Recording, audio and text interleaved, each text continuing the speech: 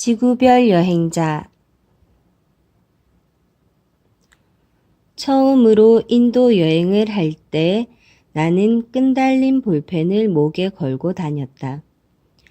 눈에 보이는 풍경들과 머릿속에 떠오르는 느낌들을 하나라도 더 적어두기 위해서였다. 버스 지붕에 앉아 시골 마을을 여행하거나 시장통에서 한 무리의 성자들과 차파티, 밀가루를 부쳐 만든 인도인들의 주식을 나눠 먹으면서도 일몰의 황혼 속에서 낙타를 타고 사막을 건너면서도 나는 글감이 될 만한 것들을 열심히 수첩에 기록해 나갔다.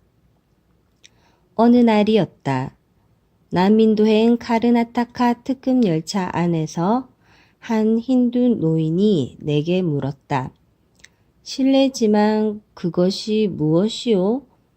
영문을 몰라 쳐다보니 그의 구부러진 손가락이 내 목에 걸린 볼펜을 가리키고 있었다. 글을 배운 적이 없는 시골 노인임에 분명했다. 나는 친절하게 볼펜 뚜껑을 열어 보이며 설명했다. 이건 글을 쓰는 볼펜이에요. 그러자 그는 이해가 안 간다는 듯 고개를 갸우뚱거리며 묻는 것이었다. 왜 사람이 볼펜을 목에 걸고 다니는 거요? 노인의 순진함에 나도 모르게 미소가 떠올랐다. 노인뿐 아니라 옆에 앉은 다른 승객들도 호기심 어린 눈으로 나를 바라보고 있었다. 그 당시 인도는 물자가 부족해서 목에 거는 볼펜은 둘째치고 일반적인 필기구들도 구하기가 어려웠다. 나는 그들에게 작가 수업을 시키듯 권위 있는 목소리로 말했다. 난 글을 쓰는 작가입니다. 좋은 글을 쓰려면 끊임없이 메모를 해야만 하죠.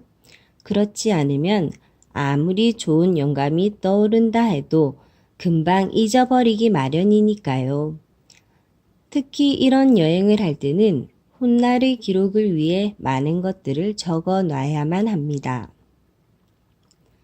나는 내가 한 말을 강조하기 위해 우도 주머니에서 스프링 달린 수첩을 꺼내 보였다. 내가 언제나 볼펜을 목에 걸고 다니는 것도 그 때문입니다. 훌륭한 작가가 되기 위해선 이렇게 늘 메모하는 습관을 가져야만 하죠. 나 스스로 생각해도 군더더기 없는 설명이었다. 기차는 어느덧 북인도 대륙을 지나 현무암 지대인 데칸 고원을 통과하고 있었다. 고원지대에서 흔히 볼 수 있는 매사, 봉우리가 평평하고 네모난 산들이 대형 스크린처럼 차창 밖으로 하나둘 지나가고 있었다. 비탈진 언덕에서는 원색의 사리를 입은 여인이 검은 염소들에게 돌팔매질을 하고 낡은 시골 버스가 형형색색의 인도인들을 가득 싣고 뒤뚱거리며 달려가고 있었다. 이 모든 풍경들이 다 빠짐없이 수첩에 적어둬야만 할 것들이었다. 그때였다. 그 힌두 노인이 고개를 저으며 내게 말했다. 난 작가가 아니오만 방금 당신이 한 그 말에 동의할 수가 없소. 내가 노인을 쳐다보자 그는 꼬챙이처럼 마른 몸을 세우고서 말했다. 당신이 만일 진정한 작가라면 자신이 경험한 것만을 글로 써야 할 것이오. 나는 그렇다고 고개를 끄덕였다. 그러자 그가 말했다. 당신 자신이 진정으로 경험한 것이라면 결코 잊어버리지 않을 것이오. 그것들을 굳이 종이 위에 적어 놓을 필요가 없소. 왜냐하면 그것들은 당신의 가슴 속에 새겨지기 때문이오. 그렇지 않소? 나는 또다시 고개를 끄덕일 수밖에 없었다. 노인이 재차 말했다. 당신이 진정한 작가라면 종이 위에 적어놓은 메모들이 아니라 당신의 가슴에 새겨진 자신의 경험들을 갖고 글을 써야만 할 것이오. 듣고 보니 너무나도 멋진 말이었다. 나는 잊어버리기 전에 얼른 그 말들을 수첩에 적어놔야겠다고 생각했다. 내가 다시 수첩을 꺼내 들려는 찰나 노인이 말했다. 당신의 영혼 깊이 새겨진 진실한 경험이 아니라면 그것은 글로 쓸 가치도 없소.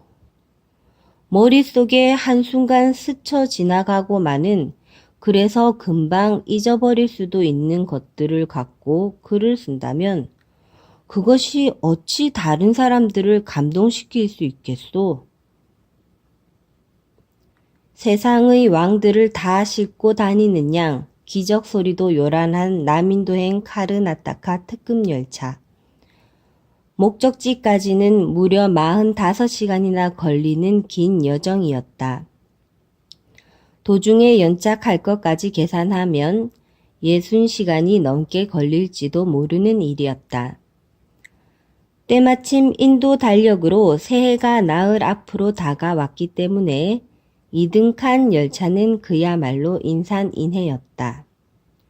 고전 영화에나 등장함직한 양철 트렁크를 몇 개씩 이고 탄 남자도 코수염 기른 아저씨도 난데없이 코브라 지팡이로 사람들을 찌르며 나타난 누더기 성자도 와이셔츠 단추가 떨어져 옷핀으로 붙들어 맨 시청의 하급 관리도 그리고 우리의 대화를 열심히 통역해주고 있는 앞좌석 청년도 묵묵히 노인의 말에 귀를 기울이고 있었다.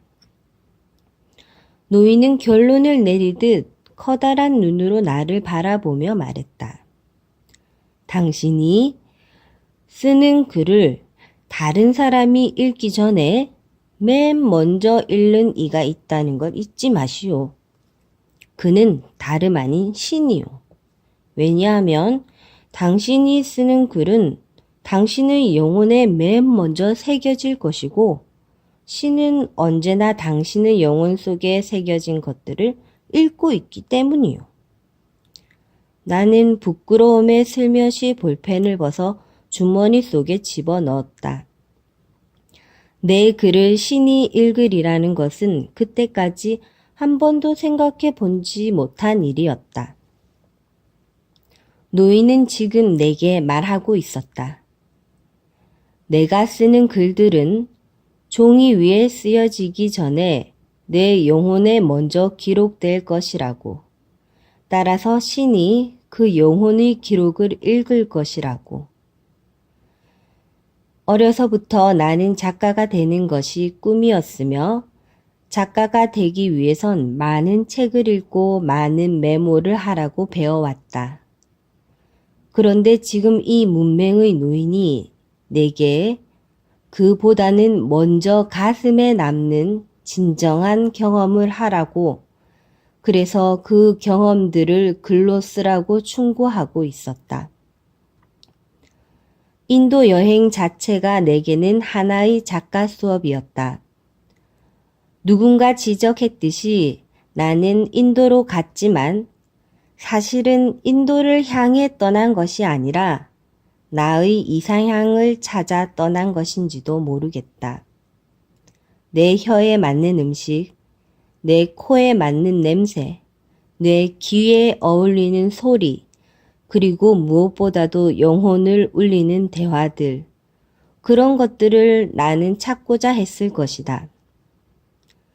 10년 전 카르나타카 특급 열차 안에서의 그 작가 수업은 내 작품의 방향과 글쓰기 자세를 근본적으로 바꿔 놓았다.